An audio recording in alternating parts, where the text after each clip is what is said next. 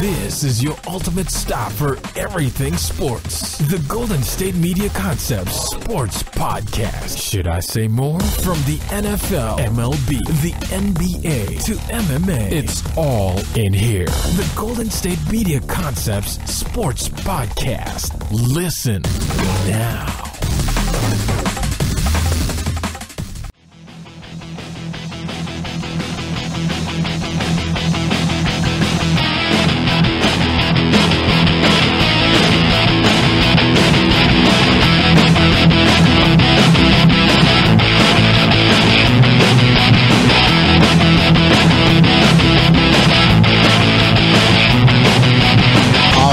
Welcome to the GSMC Sports Podcast. As always, this episode is brought to you by AdamandEve.com.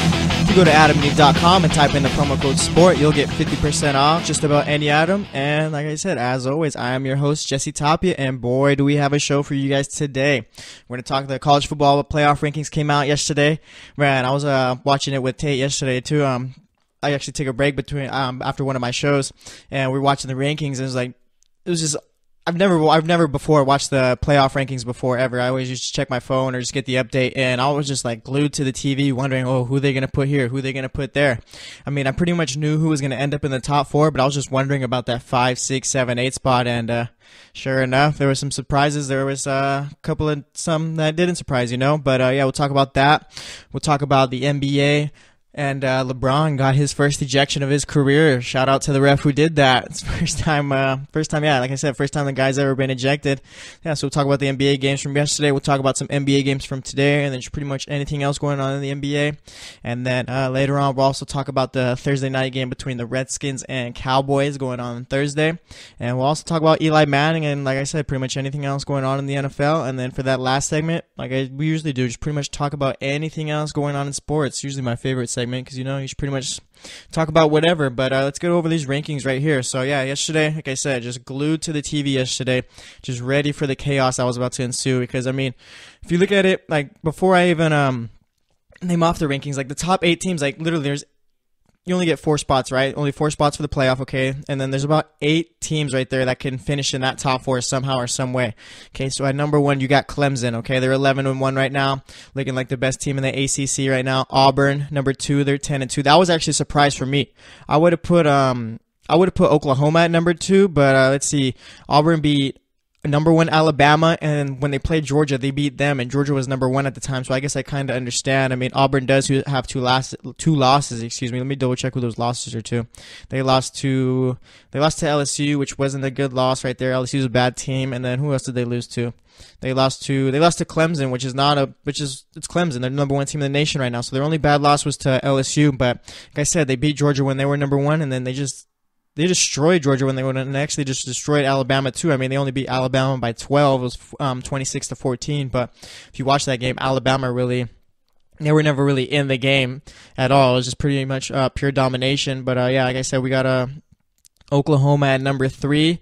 And then finally, we got Wisconsin at number 4. Congrats to Wisconsin. The committee finally put them in. Let's see who they've played so far. Let's see. They beat a ranked Michigan team.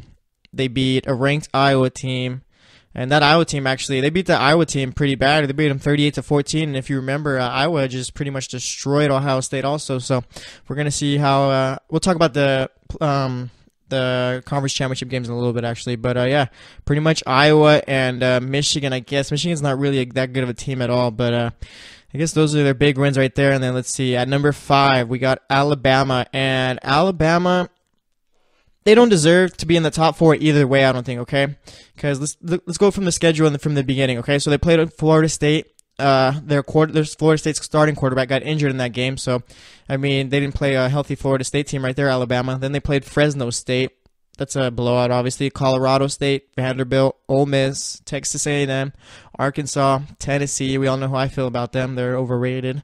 LSU, they're always overrated, actually. But they beat LSU when they were ranked. But as we've seen so far, LSU really isn't that good of a team. They beat Mississippi State, and Alabama actually struggled the whole game against Mississippi State. They barely beat them by 7. They scored a touchdown, I think, with like 30 seconds left in the game. And then they played Mercer, and then the best team they played this season, they had no chance against, which is Auburn. So looking at Alabama's schedule, like, they really don't deserve to be in the playoff at all. I mean, I know that they play in the SEC, and that's something that the committee likes to think of for some reason when it comes to those teams. I mean, Alabama, yeah, they're 11-1, but they're not a team who belongs in the playoff either way. I mean, I'm sure they're gonna find a way to get in somehow, some way. But yeah, let's just keep going right now. At number 6, you got Georgia, and Georgia I think should be ranked number 5 since they're playing in their title game. Let's look at Georgia's schedule right here. Let me pull that up. But yeah, like I said, Georgia, I think they should be above Alabama right now since they, like I said, they are playing in their title game. And here I got the schedule right here. Let's see, let's go from the beginning. All right, so they beat Mississippi State, they beat Notre Dame, they beat Tennessee, Vanderbilt, Missouri, Florida, South Carolina. They got blown out by Auburn, like I said earlier. They beat Kentucky, and they beat Georgia Tech. So now they're playing Georgia in the SEC championship game. And right now on that one, Auburn's favored by 2.5 points. So, I mean, Georgia and Alabama, I would understand putting Alabama at number 6, but I do also get why they put Alabama at number 5, because it's just, I think as the committee, like how the committee's thinking right now, like you want Alabama in there, okay? So say like, actually we'll get into scenarios. Let me finish the rankings, okay? So then at number 7, you got Miami. They dropped from number 2 all the way to number 7. Let me pull up their schedule too, like I have done for the other teams. Let's see right here. So, excuse me.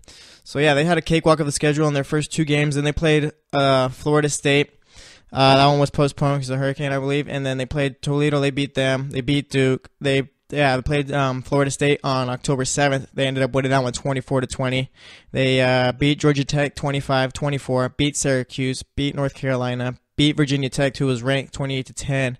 They destroyed Notre Dame, who was ranked number 3 at the time, 41-8. I remember that game clearly. That was a fun one to watch right there. And then they beat Virginia 44-28, and then it's that Pitt loss right there that's hurting them. They lost 24-14.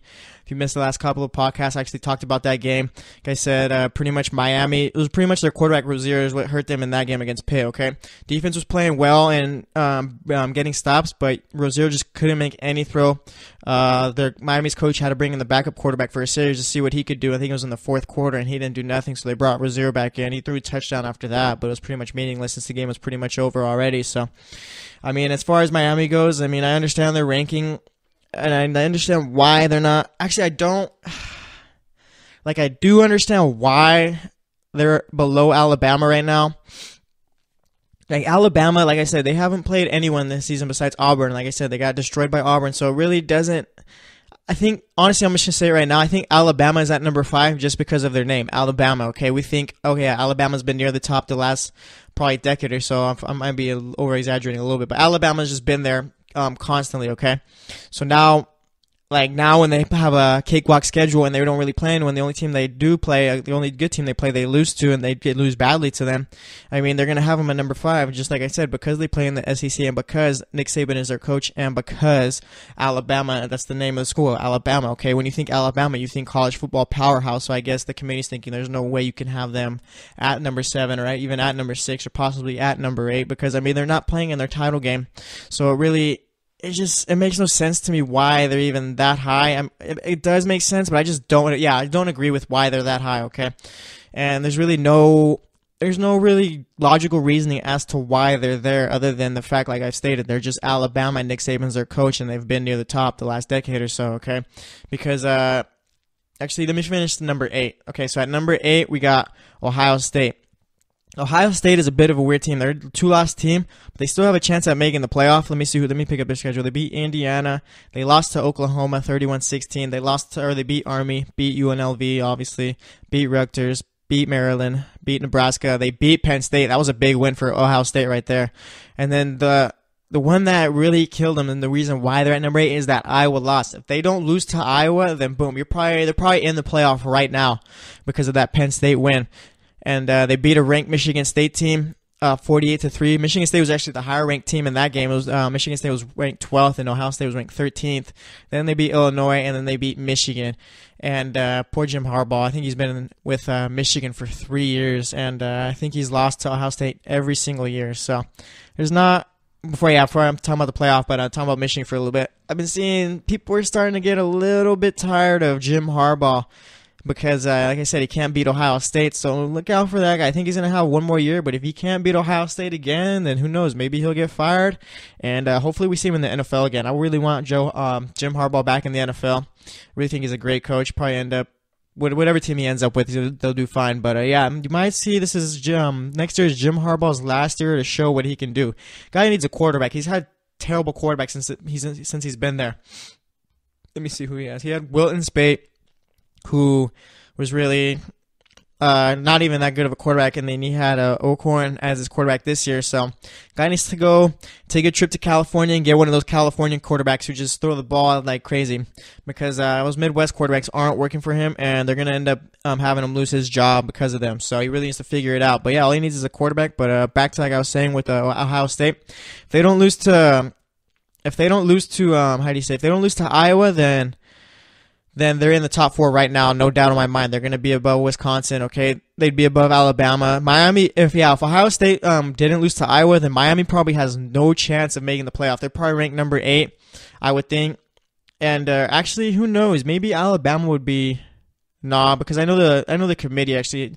You could tell a committee and writers, college football writers and reporters and analysts and all those guys out there and girls, you could tell that they haven't really been too high on Miami this entire season.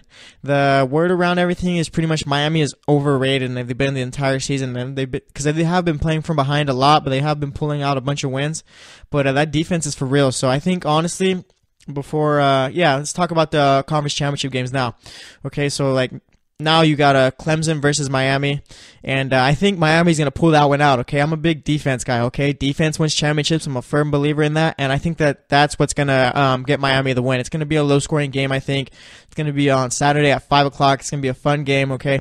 Right now, overall, I think Clemson does have their better team. But I think Miami's defense, like, that's literally honestly, I'm being honest with you guys, it's the only reason why I'm picking Miami for this game, okay? The quarterback, Malik Rozier, I don't like him at all. Don't think he's that good of a quarterback. He's got the stats. I mean, he's got 2,807 yards, 25 touchdowns, 9 interceptions for the season, but he just doesn't make the big-time throws, okay? He really, like, the defense is what keeps them in games, and like I said, Rozier's done well to help bring them back, but it's pretty much the defense what's been keeping them in there. So, I'm like talking against my pick right now, but I got Miami in this one. Okay, like I said, I think it's just gonna be the defense that's what's gonna win them the game. And like I said, Miami's ranked number 7, but people haven't really been too high on them. But you know what? Let me see what Miami's biggest win was so far this season. Let me check back at their schedule. Oh yeah, so their biggest win was against Notre Dame, which is number 3. Notre Dame right now, I believe, is at. Let me double check that. I think they're at number 9 right now. I could be wrong. Actually, I'm way wrong. Yeah, they're at number 15. I forgot. Notre Dame did that thing where they lose at the end of the season and choke. But, so right now their biggest win was against now ranked number 15 Notre Dame team. Okay, so say they beat Clemson. You know what that is? That's their biggest win of the season right there. Clemson's ranked number 1. You beat the number 1 ranked team in the country, and you're only a 1-loss team. You deserve to be in the playoff either way. So if Miami wins, they're in easily. Okay, and then let's see. Auburn versus Georgia. These teams faced each other earlier on in the season, and Auburn just pretty much wiped the floor with Georgia. I'm going to pick Auburn in this one again. Ooh, excuse me, but I'm going to pick Auburn in this one again. I just think Auburn's the better team right now, and if Auburn was to lose this one, then they're out. They're a 3-loss team, so they have it's pretty much win or they're done, obviously, and the same for Georgia. If Georgia wins, then they're in. And let's see, as for Oklahoma, they're going to have a tough game against TCU. It's going to be pretty interesting. Right now, Oklahoma's favored by 7, but you never know. TCU's always been that team the last few years to where they flirt with the playoff. I don't know if they've made the playoff once. I don't think so, but they always flirt. They're always around there, okay? They're always like a 1 to 2 loss team, but they're like that spoiler team, you know? So you can see, Oklahoma, Baker Mayfield, that's been the guy all season. That's pretty much everyone's favorite player. Everyone's thinking he's the best player in the nation, and he's got the stats to back it up. He's got 4,097 yards, 37 touchdowns, and 5 interceptions. So, there's really no reason to pick against Oklahoma based off of how they've all played so far this season. Let me see who Oklahoma's loss was against this season. Let me double check that. Early on though, when they played each other, I think it was about 3 weeks ago. Oklahoma beat TCU 38-20, And then let's see, who did Oklahoma lose to? Oh yeah, they lost to Iowa State. Iowa State, man, I love Iowa State. They're always due for one upset a year. So whenever Iowa State's playing a top-ranked team, always pick Iowa State because chances are they're gonna pull up that upset. But yeah, like I was saying, Oklahoma last time they played TCU, they won 38-20. So I mean, really, there's no reason to pick TCU. I'm gonna pick Oklahoma in this game, but don't be surprised if TCU pulls this one out. And for the final conference championship game I'm talking about is the Big Ten one. Okay, that's going to be Ohio State versus Wisconsin. I think Ohio State's going to wipe the floor with Wisconsin. Honestly, Ohio State's playing like one of the best teams in the nation right now. I know that they're only ranked 8th right now in the nation, but just based off of how they've been playing right now, Ohio State's been just lights out so far. So I think Ohio State's going to pull that one out, and I think they're going to win big. But let's see. There's going to be a way for Ohio State to get in. Ohio State, in order for them to get in, they need Clemson and Auburn to win, and then they need Oklahoma and Wisconsin to lose, okay? Because if Oklahoma loses to TCU, Wisconsin loses to Ohio State, obviously, then that's going to push that's the only way Alabama's going to get in too, I think. That'll push Alabama in to probably number 4, and then Georgia and Miami obviously losing in their conference championship games knocks them out. So boom, who do you have at number 8 right there? Ohio State. So if Miami and Georgia lose, which is 6 and 7, Ohio State jumps them. Then they got to jump Wisconsin, and I don't think that they're going to have Oklahoma in if they win either. So I think that's the only way Ohio State gets in, and same with Alabama. So if Clemson and Auburn were to win and Oklahoma and Wisconsin were to lose, obviously then you'd have Clemson, Auburn, Ohio State at 3 I'd go, and then Alabama. But my final rankings, I'm going to have it like this. Okay, I'm going to go Auburn at number 1. I think they're going to beat Georgia, like I said. And then who did I have at number 2? Oh, yeah, I got Oklahoma at number 2. I got Miami at number 3. And then I think they're going to put Alabama at number 4. You might, if Wisconsin, like if, let's say if it was to be Auburn at number 1, then Oklahoma at number 2, and then Miami at number 3. I think the only way Miami or Ohio State would be able to jump Alabama, because I think obviously if Georgia wins, then Ohio State jumps them. And then, oh, actually, you know what? Ooh, this is tough, actually. Because if Clemson loses their 2-loss team, they're out. Same with Oklahoma, 2-loss team. And if Ohio State beats the number 4 ranked team, and then, you know what? Ohio State, I think, is going to jump Alabama. I don't know. They have Alabama right there. So you know what? I'm gonna go like this. I'm gonna go with what the committee's thinking. Okay. With my pick, but I'm gonna go with how if it works out the way I think. Okay. So I'm gonna have Auburn at number 1, Oklahoma at number 2, then Miami at number 3, since I have them beating the number 1 team in the nation, and then it's gonna be Alabama at number 4. Okay. If the committee didn't want Alabama in the playoff, then they wouldn't have had them at number 5. They're at number 5. So just in case anyone slips up, boom, you could just slip them in there right there. But yeah, that's pretty much how I have it. It's gonna be interesting to see how all these games shake up, but it's going to be a fun weekend, college football weekend, so we're going to see how it all goes, and then the week after it's going to be a fun show because I know there's going to be all kinds of chaos. But yeah, that's going to wrap it up for this segment. Again, I have Auburn, then Oklahoma, Miami, and Alabama as my final top 4 for the final playoff spots, but we'll see how it all goes after Saturday. But yeah, it's going to wrap it up for this first segment, and then next up we're going to talk some NBA, so stay tuned and we'll be right back. Hey, are you looking to spice things up in the bedroom? Have you been fantasizing about surprising your lover with an adventurous new toy or adult movie? Well, AdamandEve.com has an offer you're not going to be able to resist. If you go to AdamandEve.com, and for a limited time only, you'll get 50% off just about any item. But that's not all they're offering. Oh, no. When you select your one item at 50% off, you're also going to receive 3 free adult DVDs, you know, just in case you need that little inspiration. Plus a free extra gift so sensual, I can't even mention it on this podcast.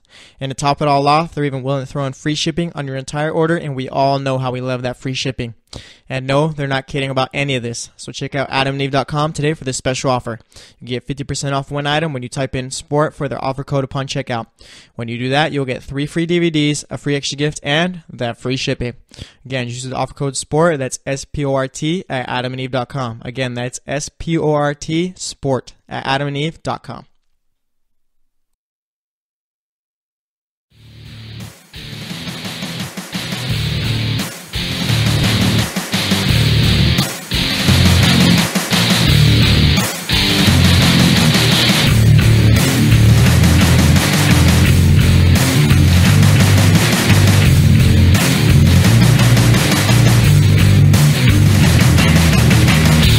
All right, and welcome back to the GSMC Sports Podcast. If you missed that last segment, or like I like to say, you need a quick reminder, we talked about the college football playoff rankings. Right now, they got Clemson at number 1, Auburn at number 2, Oklahoma at number 3, and then Wisconsin at number 4. Personally, for this week, I would have had it at Clemson at number 1, Oklahoma at number 2, Auburn at 3, and then Wisconsin at 4. But I do understand. I mean, I only had it that way because Auburn's a 2-loss team still either way. But I do understand why Auburn's at number 2. I mean, they did beat both number 1 teams in the nation at the time that they played them. Played Georgia, beat them 40-17. Like I said, Georgia was the number 1 team in the nation at that time, and then they just beat Alabama this past Saturday, 26-14. And Alabama was the number 1 team in the nation at that time. And the Alabama game, man, I just can't believe Auburn just did that to Alabama like that. I mean, you think Alabama is going to put up some fight in a game like that, but they simply just couldn't. I mean, they only put up 14 points, and Auburn was pretty much treating them like they were their little brother. But yeah, I mean, how I'm going to have it, obviously, to repeat myself from the last segment, but I think when it's all said and done after this Saturday, I think it's going to be Auburn at number 1, Oklahoma at number 2, Miami at 3, and then Alabama at number 4. But personally, even if Alabama is a 1-loss team, I think Ohio State's going to win or beat Wisconsin. So if it was up to me and everything worked out the way I think it's going to work out this Saturday, I'd have Auburn at number 1, Oklahoma at number 2, and then Miami at 3, and then Ohio State at number 4. But like I said, things don't work out the way I expect them to, so I think the committee is going to have it, like I said, just to repeat myself, Auburn at 1, Oklahoma at 2, Miami at 3, and then Alabama at 4. But like I said, we got to wait till Saturday to see what's really going to happen. But hopefully we get a lot of chaos, because that's pretty much all you could hope for as a fan of college football. Just chaos, chaos, chaos, because it's going to make it even better. But like I said, let's get into some NBA right here. So for yesterday's games, we had Miami. They went into Cleveland. Cleveland won that one easily, 108-97. Dion Waiters had 21 points, 7 assists. Josh Richardson for Miami had 15 points. Their rookie Bam Adebayo had 19 points, shot 7-7, had 6 rebounds. Kevin Love showed up. He had 38 points, 9 rebounds. LeBron James, 21 points, 12 rebounds, 6 assists, and 1 ejection. First ejection of his career. Honestly, I never thought this day would come, okay? I've always thought as an NBA fan, you know what? LeBron gets all the calls in the world, okay? He gets every single call. And it was kind of interesting, though, because Kyle Korver talked after the game, and he said, you know what? Yeah, when you're playing against LeBron, you're not on his team, you always think, you know what? The guy gets every single call all the time. And then he said, when you're on his team, you think, oh, yeah, this guy, he never gets any call whatsoever. So, I mean, I'm a fan of the Celtics, so I mean, LeBron James has always pretty much just destroyed the Celtics ever since Paul Pierce, or actually ever since that after 2000, when he went to Miami is when LeBron started beating up on the Celtics. I always used to think too, LeBron gets every call, but I still do think he gets favorable calls, but I mean, what NBA superstar doesn't? But I was just surprising to see that this ref ejected LeBron. I don't think it was a straight ejection either. I think it was LeBron's second technical. I think the ref might have given him a double technical actually at the time. So I guess you can consider that. I don't know. Can you consider that a straight ejection? Because I mean, he did get ejected on one play, but I mean, it was a double technical. So I don't know. I'm not an NBA ref. Never want to be. But yeah, it was just crazy to see. LeBron James finally got ejected. But look at that stat line: 21 points, 12 rebounds, 6 assists. That was all while he got it right before he got ejected. I mean, if he plays, he gets a triple-double easily. So it's just crazy. The dude's the best player in the league by far. I mean, right there, you got Kevin Durant after him, maybe James Harden, then Russell Westbrook. Then you got to throw Steph Curry in there no matter what. The guy's the best shooter of all time. And Kawhi Leonard too, but we got to wait for him to come back from his injury. But yeah, I think right now LeBron, best player in the NBA. KD is the best scorer in the NBA, if that makes any sense. I hope it does. But KD is probably going to end up being the best scorer of all time.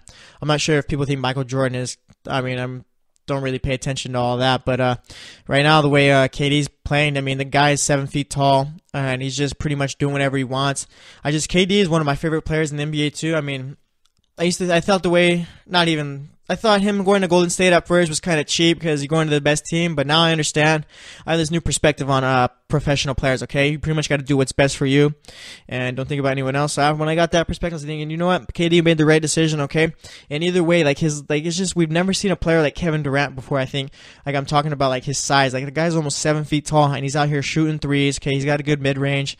He's got great mid-range, actually, okay? He can drive in to the hole easily, okay? He plays good defense, okay? He blocks the ball. He pretty much is I think if KD was just to elevate his defense a bit more, then you got to think that he is the best player in the NBA. But as of right now, for me, it's LeBron James. But to finish up that Cavs game, Dwayne Wade, he had 17 points, 5 assists, and 4 rebounds off the bench. That off the bench role has been working for him really ever since he stopped being a starter. But yeah, like I said, Cleveland beat Miami 108-97.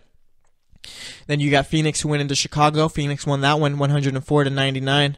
Devin Booker had 33 points, 9 rebounds. Really good game for him. TJ Warren, one of my favorite players in the league this season. The guy's been playing really well, but he's not going to get really the recognition he deserves because he plays for the Suns, and his name's TJ Warren. But he had 25 points, 7 rebounds, and Alex Len had 13 points, 18 rebounds. Before I even get into the bull stats, I love that about centers. If there's a center and he's out there getting 18 rebounds, 15 rebounds, 20 rebounds, anything around there, guys like Andre Drummond, DeAndre Jordan, guys like that, I love those players because those are like true centers right there. Those are guys, rim protectors, big time. Rudy Gobert, one of my favorite players centers in the NBA. And DeMarcus Cousins, he's my favorite player in the NBA too. But my DeMarcus Cousins, if I had to pick a favorite player in the NBA, it'd be DeMarcus Cousins, just because of kind of his attitude and how he plays. I mean, now he's developed a 3-point shot, but he still is that guy who's going to give you around 10 rebounds a game around there and block a lot of shots. So yeah, just a little bit of that. But as for Chicago, Chris Dunn finally had a decent game. I mean, Chris Dunn, ever since he got drafted, he hasn't panned out at all, I feel. But he had 24 points, 8 assists. Justin Holiday had 25 points, 5 assists, and then Larry Markkinen, the rookie from Chicago, he had a so-so game. He had 12 points, 6 rebounds. He shot 4 of 15, so not that great. And then Washington, they went into Minnesota. Games like these are games Minnesota needs to pull out. They played at home, but Washington won this one 92-89. They faced the Wizards team without John Wall. The guy's going to be out for a couple of weeks, I think it is. Probably about a week more because I think he's already been out. But Otto Porter had 22 points, and the Wizards they didn't play well at all. Let me see if I can pull up their stats from the game right here. But yeah, Otto Porter had 22 points. He played well, and then here we go. I got the Wizards stats right here. Boom, boom. Here we go. All right, yeah, so the Wizards starting 5. Marcus Morris, only 2 points. Okay, like I said, Otto Porter, 22. Gortat, only 9 points. Tim Frazier, 2 points. That's been the fill-in for John Wall. And then Bradley Beal, shot 2 of 11, had 8 points, okay? And if it wasn't for Kelly Oubre Jr., then this team doesn't beat the Timberwolves on this day, okay? Because he had 16 points, he shot 7 of 14. Mike Scott had 12 points off the bench, and then Mahimi had only 2 points, and then Jody Meeks. Is that really Jody Meeks? Let me double check to make sure this is the right Jody Meeks. The guy's been around for so long. There's no way. Jody Meeks, still in the NBA. How old is that guy? I have no clue. But he had 12 points. He shot 4 of 6 from the field. And you know what? He also shot 4 of 6 from the 3-point line. So you know what? Shoot. But I can't believe Jody Meeks is still in the NBA. That guy, remember when he was playing on the Lakers a while back, I think it was. Or maybe I'm just thinking, now that we're in 2017, almost 2018, that 2010 was a long time ago. Maybe, I don't know. I got to double check how long Jody Meeks has been in the career, but man, that's a name drop right there. But as for the Timberwolves, let's see. Karl Anthony Towns had 20 points, 17 rebounds. He shot 9 of 19 in the game. Taj Gibson, 16 points, 11 rebounds. Jimmy Butler, 17 points, 10 assists, 7 rebounds. Not a good shooting game from him though. He shot 5 of 17 and then 3 of 9 from the 3-point line. And then Andrew Wiggins, he had not a good shooting game either. Only 13 points, 4 assists, 2 rebounds, shot 5 of 15.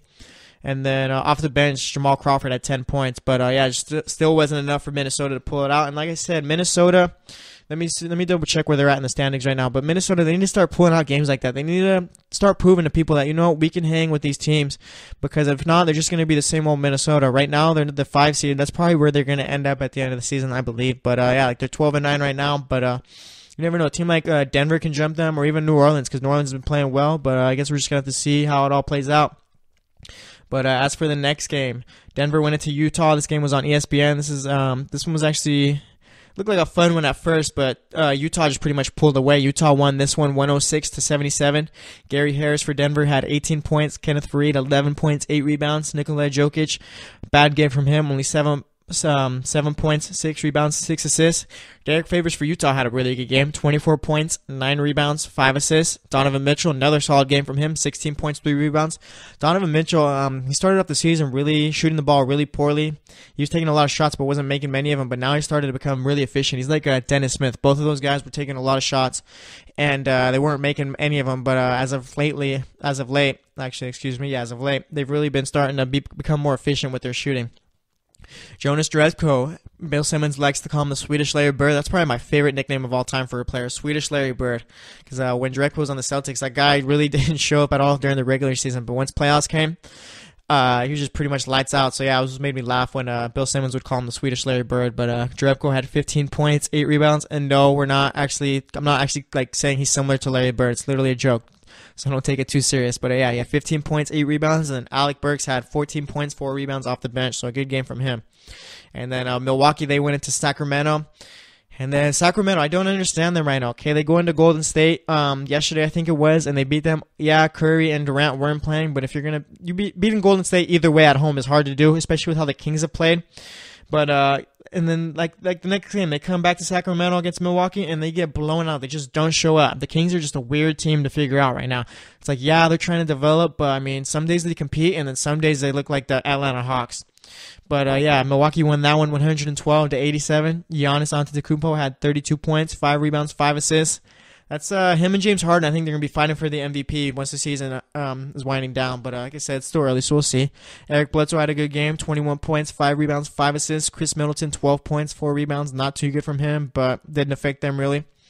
And probably didn't have to do too much because of just pretty much Milwaukee was blowing him out the entire game. Garrett Temple, that's probably the most consistent player on the Kings right there. He really doesn't get too much talked about him, probably because he does play for the Kings, but that guy's just pretty much been a rock for that team in the 2 years he's been there. I think it's been 2 years, 2 or 3 years, but yeah, the guy just shows up every game and does his job pretty much better than anyone else on the Kings. He's really consistent. But De'Aaron Fox had 4 points. He shot 2 of 10. And then Buddy Hield, he had 13 points in the game. And pretty much no one else on that team was really notable to talk about. But yeah, it's going to wrap it up for this segment. That's how those games went on. And then we'll talk about more about today's games, which is Wednesday in the last segment. But yeah, like I said, yesterday was just crazy to see LeBron get ejected. Like I said, we've never seen that before. But nonetheless, the guy almost had a triple-double either way. Washington's doing well right now without John Wall. They beat Minnesota. And then Utah. Utah's a weird team. Right now, I think they're 9-10. They're the 8th seed in the West right now. So once Gobert comes back, maybe they'll be able to make that playoff spot 8 or 7 range. I think they'll probably end up 8. But it's just interesting to see. And then Jonas Jerebko's been playing good ever since Gobert came out. So when Gobert comes back in, obviously he's going to take the starting role. So maybe you'll see Derek Favors go back to the bench and have Jerebko take his spot. But like I say, it's just only time will tell. But like I said, that's going to wrap it up for this segment. Next up, we're going to talk some Thursday Night Football. We're going to talk some Eli Manning, and I'm sure there's some other stuff in the NFL that I'm forgetting. But stay tuned, and we'll be right back.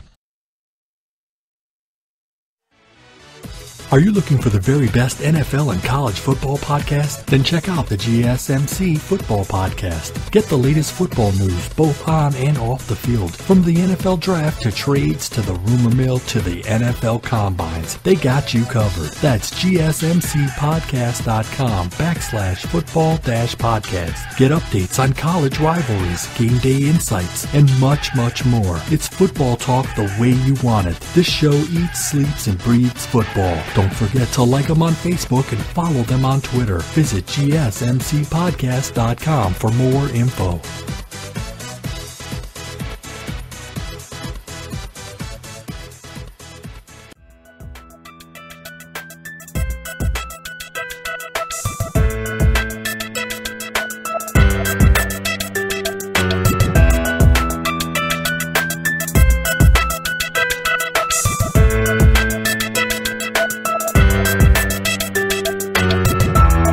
And welcome back to the GSMC Sports Podcast. That last segment we covered Tuesday night's NBA games. Believe it or not, LeBron James got ejected. Oh wow, whoever that ref is, guarantee he won't be reffing a playoff series that LeBron's in. I'm not even trying to hate on the guy, it's just true. The NBA is not going to have him in there. I mean, you can't have LeBron getting ejected in any playoff series. So yeah, don't expect it. I can't remember what his name was, the ref, but don't expect that guy to be reffing any LeBron playoff series. Probably going forward for the rest of his career. But now we're going to talk some NFL. I was going to start off with a Thursday night game, but I feel like this Eli Manning situation deserves the most attention. I mean, because that Thursday night game, it's Cowboys versus Redskins. That's not going to, I mean, it's a divisional game, but it's not, it's one of those, it's just a Thursday night game, you know? We don't really like Thursday night football games. But yeah, let's start off with this whole Eli Manning situation, all right? So it turns out that Ben McAdoo, he went up to Eli Manning and he told him pretty much that he was going to bench him so he could start Geno Smith. And I think the plan is to have Geno Smith go this week. And then the week after, like, they're going to have Geno go this week. So that way Davis Webb, who's their third string quarterback, I think they drafted him in the third round. I think third, fourth round. Can't remember exactly. But, yeah, they're going to have Geno start this week so they can get Davis Webb acclimated to the team, have him pretty much get ready for the week after. Because I think that's when they're going to have him start. So, Ben McAdoo pretty much told Eli that he was going to bench him, but because you know how Eli has that consecutive starting streak at 210, and he told Eli, yeah, we'll start you for the game. You could play a half, but then after that, we're going to pull you. I'm not even sure if it was a half. I'm pretty sure it was something like that. But yeah, he said, we're going to pull you after. And Eli Manning pretty much told him, like, no, I'm not going to do that. You just might as well bench me. And I agree with Eli Manning. Just tell him to bench him straight up instead of having him start for a half. Because I remember, I can't remember, did Brett Favre, when he had his streak, I think there was one where he was injured. I can't remember. I think it was with the Vikings. Can't remember if they had him, because he was injured. I can't remember if they had him start and then come out. I can't remember exactly, but it was like similar to that situation, I guess. But Eli Manning said no. And like I said, can't really blame Eli. I mean, it sucks for the guy. That dude's 210 starts for the Giants. I mean, the guy, he's probably he's their best quarterback of all time, I think. I think he's better than Phil Simms. I mean, I wasn't old enough to watch Phil Simms or anything like that. But I just think that Eli Manning, I mean, he's done so much for that team. And he's got them 2 Super Bowls, okay? I think he's top 10 in touchdown passes, top 10 in passing yards. Yeah, he's top 10 in interceptions, but we talked about that yesterday on yesterday's podcast. But yeah, it's just Eli Manning. He deserves way better. I mean, you could see everyone that was associated with Eli Manning or the Giants at the time, a few years back, like Justin Tuck came out and tweeted his displeasure for it. Plaxico Burress didn't like it. Tom Coughlin said he didn't like it. And pretty much everyone in the NFL didn't like it. This is pretty much one of those things where everyone could agree, yeah, this is a bad move, and this is pretty much not a despicable move or anything like that, but can't really come up with a word for it. It's just one of those moves that everyone in the NFL agrees. It's just terrible. How are you going to do this to Eli Manning? This guy is the New York Giants right here, okay? Dude's put his heart and soul out there for the team, and whether you like him, whether you think he's a good quarterback or not, it's just either way, this is just a bad move by McAdoo to take him out. And I mean, either way, even if Eli Manning wasn't to be benched, like even if the situation never happened, I'm sure that Eli Manning would be gone after this season. He's probably going to end up on a team like Jacksonville or Denver. But it's a move that like you can't really respect. It's like when the Bills, I'm not saying this is like the exact same thing, but it's like similar in the way to the reaction to it. I mean, when the Bills benched Tyrod Taylor for Nathan Peterman, obviously it's not the same, completely different situations, I guess. But I'm just talking about the reaction. Like everyone thought, what are the Bills doing? Like, are they dumb? Like, why would you take out Tyrod Taylor in a playoff race and you're gonna start some rookie quarterback? I mean, the guy comes out and throws 5 interceptions. You put Tyrod back in, and then boom, he gets the win. But it's pretty much the reaction from both of the situations have been similar. Everyone's agreeing that this is just a bad, terrible idea from Ben McAdoo. He's doing Eli dirty right here. He's trying to put the blame on Eli. And personally, like when I saw this move, I was thinking, you know what? You only make this move if you know your job is safe for next year, okay? You don't pull one of the greatest quarterbacks of your team's franchise out and bench him. Like, because Ben McAdoo's pretty much, like I said, he's just pretty much trying to say, like, this season was Eli's fault. And if I'm McAdoo, if I'm going to try and figure out a way to blame, I'm going to say, you know what? Yeah, our team got destroyed by injuries. We had Brandon Marshall go out, and we had OBJ come out. Okay, they had Dwayne Harris. Sterling Shepard was injured for a little bit, so like their whole receiving core was decimated. But no, you want to put the blame on Eli? I mean, come on now. You're not going to win that battle. It's Eli Manning. It's a Manning, okay? You don't win battles against the Mannings. This guy and his dad single-handedly had the Chargers draft him, and he said, nope, I don't want to play there, so you know what? Trade me. And they did to the Giants. Okay, you can't beat the Mannings. That's just a bad move, okay? But, yeah, like I was saying, like at first I was like at the beginning, like in the middle of the season and right before this, I was thinking, you know what, McAdoo's done after the season, and they're gonna fire him. But you know what? As a coach, you don't bench your team's. I feel like you don't bench your team's best quarterback of all time unless you know your job is safe. Okay, like unless Davis Webb is like the next big thing and we just don't know it, but he does, then it really just doesn't. Like, it doesn't make sense for him to bench Eli, like, if he's coaching for his job. I just honestly think that, personally, I think that, you know what, he's going to be back for next year just because of this one move that he's making, okay? Like I said, you just don't do this to your team's quarterback, especially to a Manning, you know? But I guess we're just going to have to see how it all plays out. I mean, like I said, last week was probably Eli Manning's last start against the Redskins, so look for him to probably going to cut him after this year. But like I said, now I honestly think that Ben McAdoo is going to last another season there. I mean, like it's just like I said, it just doesn't make sense for you to bench your starting quarterback in Eli Manning. Guys won your team 2 Super Bowls. I know Ben McAdoo wasn't there, and Ben McAdoo really hasn't done anything. Did they make the playoffs last year? I can't remember exactly, but it doesn't matter. They got bounced anyways if they did. But yeah, I just can't remember. But yeah, just like if this is if Ben McAdoo doesn't have any assurance that he's going to be there for next year and he's just doing this to try and save his job, Ben McAdoo is the most bold guy I know or have heard of in the history of people ever. I mean, it's just you're really putting your coaching career for the Giants on the line with Davis Webb coming out, because I know Geno's starting this week against the Raiders, but after that's when Davis Webb's going to come out, I'm pretty sure, and start. But are you really going to put your coaching job on the line and have Davis Webb trying to save it? Like, really? Is that what we're really doing, Ben McAdoo? So, like, if he's doing that, then, I mean, more power to him. This guy is just, he's crazy. But, I mean, me personally, like I said, I just think that this is a move he's making to where, you know what, my job is safe, so let's try and see what we got going on for next year. Or maybe he's trying to trick the front office into thinking, I mean, the season's over, but let's see what we got for next year, and just pretty much trying to make the front office think that they're going to keep him, I guess, by talking about next year so much. Because you've been noticing, too, if you've been paying attention, Ben McAdoo's been talking about next year a lot. He doesn't talk really about this season anymore. He's been talking about next year. We're going to see how the guys do next year. Put the rookies in, see how they do for next year. So if you pay attention to how he's talking like either he knows he's going to be there next year or he's trying to make the front office think that he's going to be there next year. So the front office just thinks, oh yeah, Ben McAdoo, he's preparing for next year, so keep him, you know? But I guess we're just going to have to see about all of that. But that's all I got to say about Eli Manning right now. And then I was going to talk about Case Keenum and the Vikings, but I'm just going to save that for the next segment. But let's get into that Thursday night football game. So I think it's let me double check it right here. I think it's I think it's the Washington Redskins heading into Dallas they're heading into Dallas on Thursday night. Washington's favored in this one by a point, and I think Washington's going to be able to pull this one out. Actually, you know what? Dallas, I don't know what it is about Dallas. Why do I keep trying to give them a chance? I mean, they let me down. Let's see how they've done without Zeke. Let me see if I can pull up the schedule right here on this my telephone.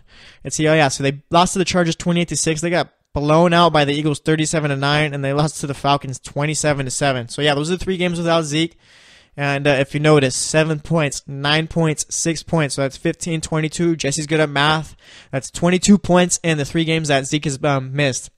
And when Zeke's last game that he played before he got suspended, they scored 28. So boom, they can't even cover that. But yeah, I'm done trying to give Dallas hope. And I've tried, but Dak Prescott simply just isn't doing the job. They need Zeke, and without him, that team is a lost cause. Okay, it's weird. Zeke goes down, the offensive line plays, but I know Tyron Smith has been out, but it just was one player. I'm not even sure exactly how many players. I think it's just Tyron Smith, maybe another, but just really, is your offensive line really that bad when that guy's out? It just doesn't make sense. It's like Zeke is, you know what? Ezekiel Elliott, the guy must be happy that Dallas, not happy, I guess, but in the back of his mind, he's thinking, you know what, Dallas is playing bad right now without me. You know who's going to get paid when that rookie contract's up? Ezekiel Elliott. He's going to be the highest paid running back of all time when his contract's up. I'm telling you right now, I'll call that right now. It's really not a bold call or anything. That's just the truth. Ezekiel Elliott, once his contract's up, he's going to be the highest paid running back in the history of running backs, in the history of the NFL, XFL, any football league ever, okay?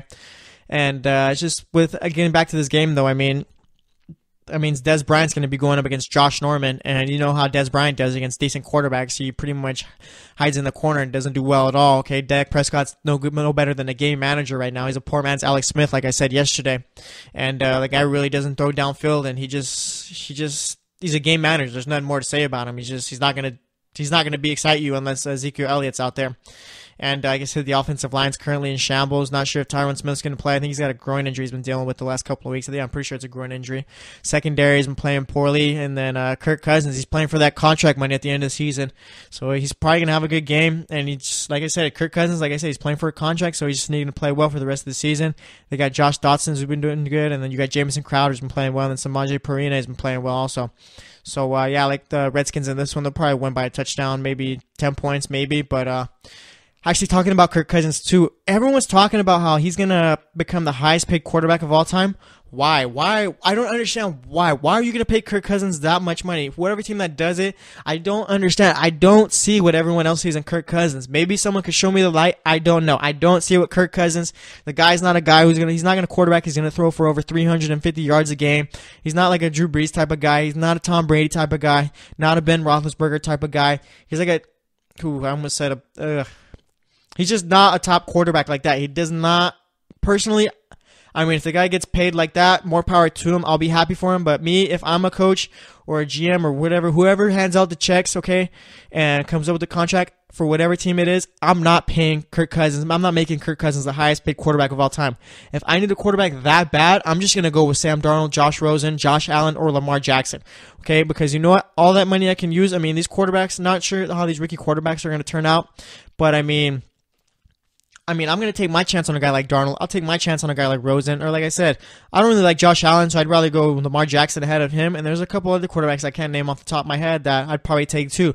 It's just, I don't see it. I would not make Kirk Cousins the highest paid quarterback of all time. And people are talking like it's going to happen. Like, I just don't understand why. I remember last season there was a stat where he hadn't even beat a top 500 team yet in his career. I'm sure he has this year if we look at their record. But I'm not even going to look at it because I'm pretty sure he already has. But I just don't understand the hype around Kirk Cousins. I think he's a good quarterback. I don't think he should be the highest paid quarterback of all time. He's not that type of quarterback, I don't think.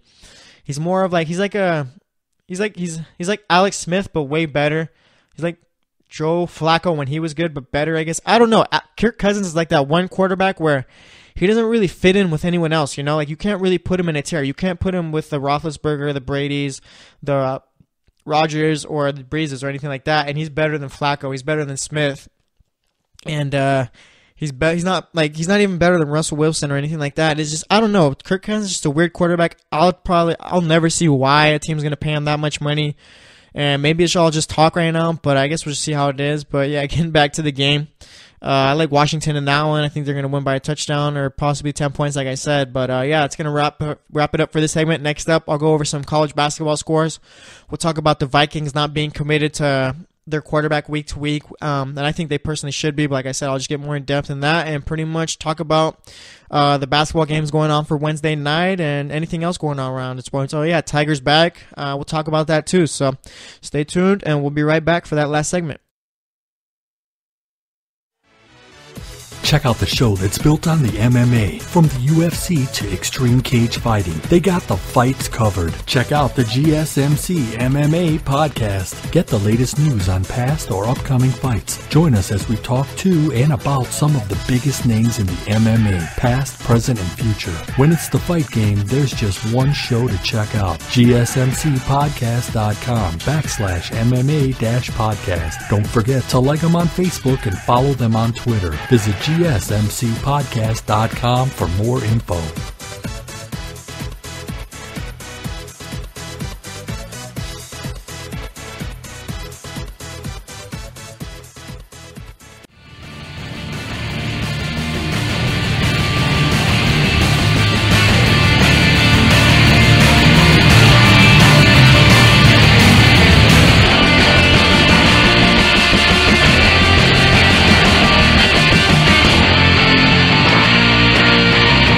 Alright, and welcome back to the GSMC Sports Podcast. Almost did the intro right there. I got stuck right there. But yeah, welcome back to the GSMC Sports Podcast. Yeah, I can't believe I almost did the intro right there. But yeah, in that last segment, we talked about... That was actually kind of funny. But in that last segment, we talked football. We talked Thursday Night Football. We talked Eli Manning. And pretty much those are the only things we talked about. We talked about why I don't think Kirk Cousins should be the highest paid quarterback this coming offseason. But he's probably going to. But nonetheless, I'm not the guy who writes the checks. So it doesn't really... Guess it doesn't matter to me. It's just my opinion, you know? But let's go over the college basketball scores from yesterday, okay? So number 21, Xavier beat number 16, Baylor. It was an upset. 76-13 or 76-63. 76-13 would actually be a crazy score, but yeah, 76-63. Purdue knocked off Louisville. Louisville was ranked number 17. Purdue won that one 66-57. Purdue was unranked. I was actually watching this game at the end. You see Louisville trying to come back and trying to just pretty much, like I said, just trying to come back at the end, but everything Purdue was doing, either Louisville couldn't stop them on the offensive offensive end, and then when Louisville was coming back on the offensive end trying to score, Purdue was just playing great defense. So a good game by them, and that was an upset. Wichita State beat Savannah State 112-66, and then number 2 Kansas beat Toledo 96-58. As for the basketball games going on today, the college basketball ones, we got Villanova versus Penn, number 4 Villanova, and then you got number 13 UNC North Carolina versus Michigan. I'm gonna watch that one for sure. That's gonna be a fun one to watch. And you got number 24 Alabama. They recently just played a game where they finished the last 7 or 8 minutes of their game with 3 players, and they almost won that game too. But yeah, you got them going against Louisiana Tech. Then you got Gonzaga, number 15 Gonzaga, going against Incarnate Word. And then college basketball always brings out these schools with like the weirdest school names, I swear. But you got number 23 TCU playing Belmont. Number 10 Miami's facing off with number 12 Minnesota. That's going to be a good one. That one's on at 6:15 Pacific time. And then you got number 1 Duke versus Indiana at 6:30. That's going to be another fun one right there. Indiana always gives teams a run for their money. But yeah, those are the college basketball games going on today. And then let's see, what else do we got going on for today? Oh yeah, Tiger Woods. Tiger Woods is back. I can't remember exactly what the tournament is that he's playing in this weekend, but nonetheless, Tiger Woods is back.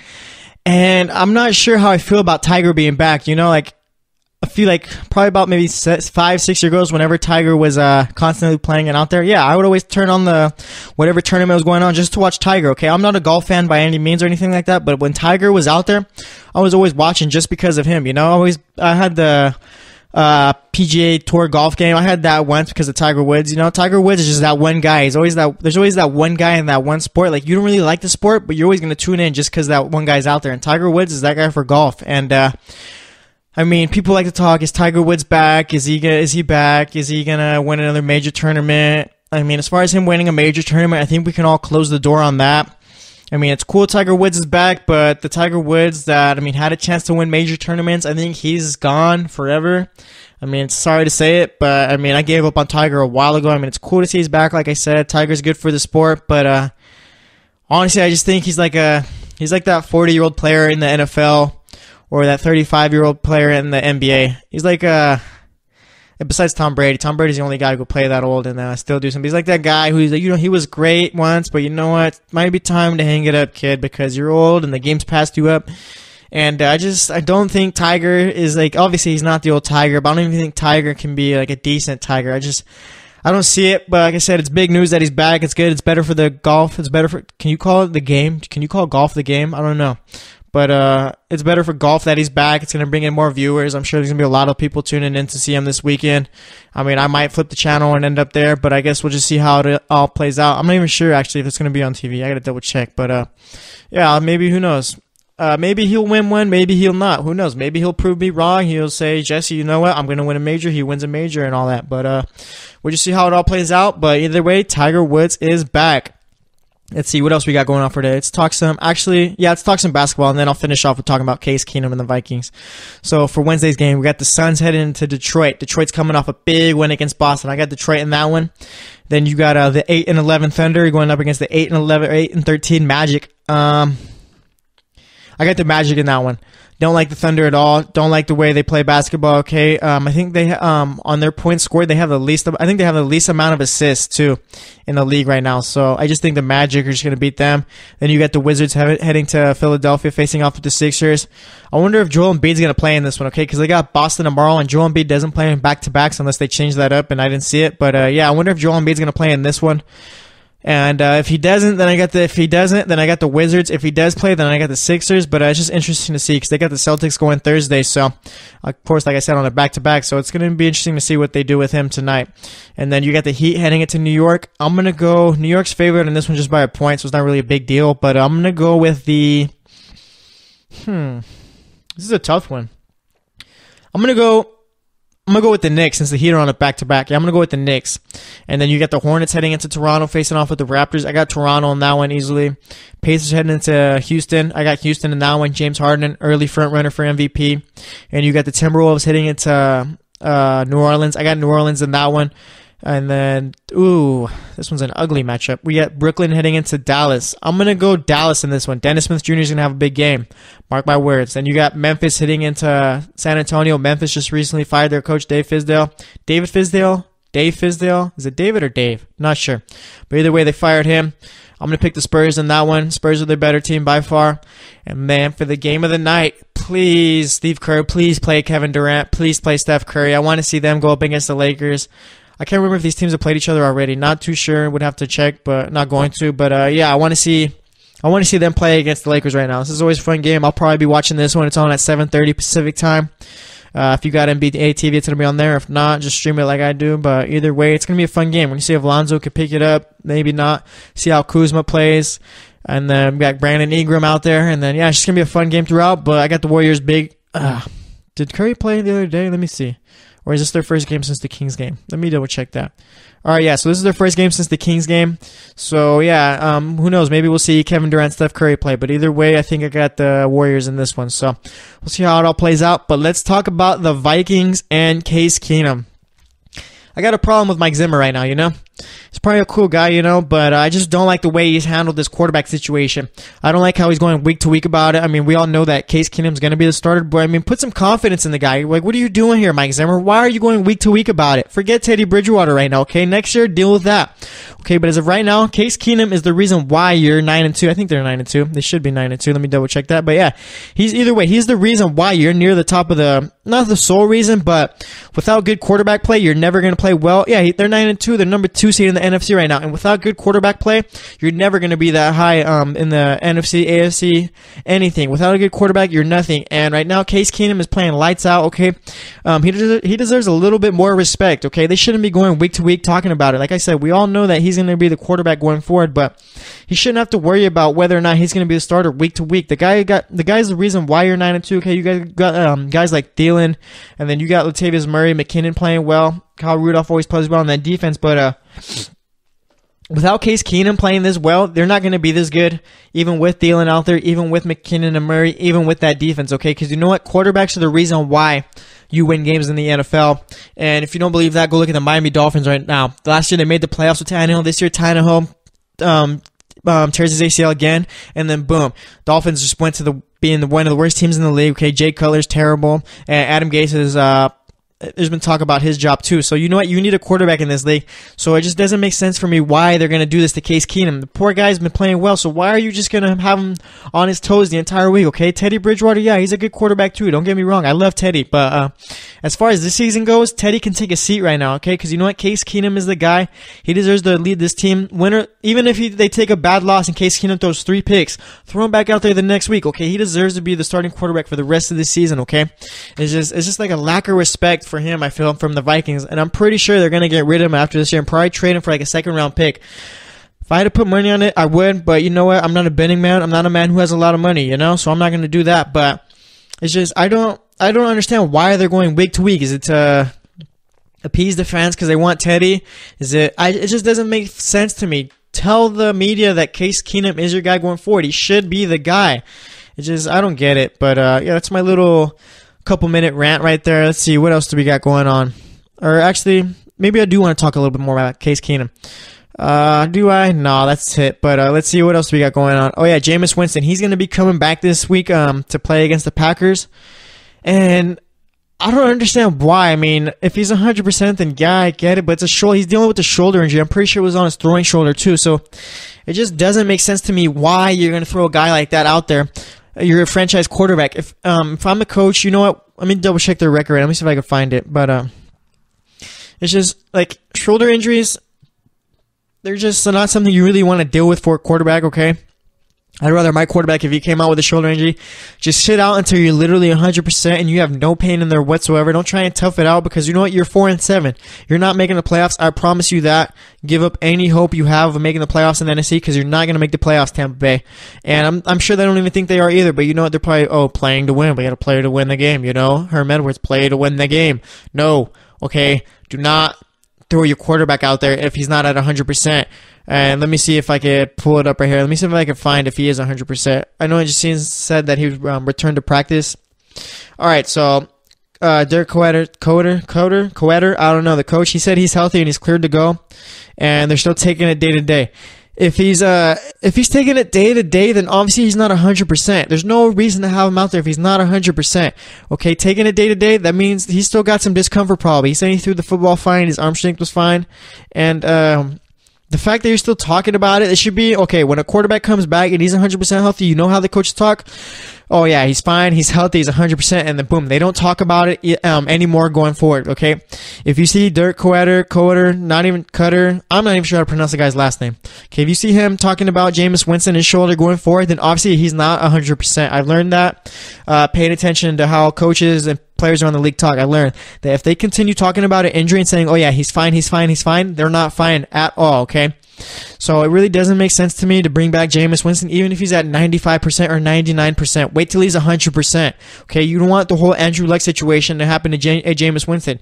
Andrew Luck, we don't even know if the guy's going to be back for next year. He probably will be, but honestly, there's a little bit of optimism whether or not he won't be. It might be a little bit of an over-exaggeration from what I saw from Andrew Luck not being back next season or anything like that because of his shoulder, but I mean, the guy came back early and boom, look at that. His shoulder injury is still a problem, and he's done for the rest of the season on IR. He didn't even come back into a game. He came back to practice. He was making practice throws, and the guy's shoulder was still hurt. So, I mean, it just doesn't make sense to me why Tampa Bay is going to bring him back unless he's at 100%. And like I said, if he continues to talk about Jameis Winston's shoulder going forward, then obviously the guy's not at 100%. But, I mean, what do I know? There's a reason why I'm not a coach. But, I mean, I'm only 20 years old. So, I mean, maybe I still got a chance, you know? But, oh, yeah, let's talk about Tennessee for these little few minutes we have left, okay? Tennessee, they're having so much trouble finding a coach, okay? They're trying to throw out whatever money they can, okay? Whoever ends up with that job is going to be the highest paid coach in college football. And when he gets fired in 2 years, he's going to have a huge buyout. I think Greg Schiano's contract, he had a $20 million buyout. I don't think that Schiano made his contract like official. I think they had like a verbal agreement, but you know who I think is going to end up back in Tennessee? And I mean, it'd be perfect just because of how he's been tweeting. Watch Lane Kiffin come back to Tennessee and be the highest paid coach in all of college football. I am hoping and praying that Tennessee ends up with Lane Kiffin. Just, oh my gosh, this would be like your girlfriend dumping you and kicking you to the curb, and then she comes back and she's like, oh, I need you back. And you're like, well, that's Lane Kiffin right there. Lane Kiffin's the boyfriend, the girlfriend is Tennessee, okay? I know usually it's the boyfriend the other way around, but you know I'm switching it up because that's what I want to do. But yeah, watch Tennessee bring back Lane Kiffin, okay? They have no options right now. They're looking at a coach from Purdue. I think they're looking at a defensive coordinator from the SEC, I think. But watch good old Lane end up in Tennessee. Watch him get paid and watch. Oh my gosh, it's amazing. I hope this happens, dude. I hope this happens. It would be perfect. Man, I'm a happy guy right now. But yeah, I hope Lane Kiffin goes back to Tennessee. I think that honestly that's how it's going to end up. They're going to throw a big old contract at him. The Tennessee fans want him back. If you look at Twitter and you look at all the news surrounding Tennessee and their coaching search, you can tell they want Lane Kiffin. They want him back. But we'll see if Lane Kiffin wants Tennessee back. You know, they dumped him. Let's see if and they're coming back. Let's see if they want him. But we're just going to have to figure it out. But that's going to be it for today's show. To recap, we talked about the college football rankings in the first segment. Second segment, we talked NBA, LeBron James getting ejected for the first time. Third, we talked about Eli Manning, how the Giants are doing him dirty. Ben McAdoo specifically. We talked about the Thursday night game, and then for this segment, we talked about Tiger Woods coming back. We talked about college basketball. We talked about Case Keenum, and we talked about the Tennessee Volunteers and their coaching search. Please bring back Lane Kiffin. Oh man. I could talk a whole show. If they were to bring back Lane Kiffin, boom, that's a whole show right there for me. But we'll see what they want to do. But that's going to wrap it up for today's show. Thanks for listening. We'll be back Thursday to talk to you guys. And once again, this is the GSMC Sports Podcast. I'm your host, Jesse Tapia, and we'll talk to you tomorrow. Stay tuned. You've been listening to the Golden State Media Concepts Sports Podcast, part of the Golden State Media Concepts Podcast Network. You can find this show and others like it at www.gsmcpodcast.com. Download our podcast on iTunes, Stitcher, SoundCloud, and Google Play. Just type in GSMC to find all the shows from the Golden State Media Concepts Podcast Network, from movies to music, from sports to entertainment, and even weird news. You can also follow us on Twitter and on Facebook. Thank you, and we hope you have enjoyed today's program.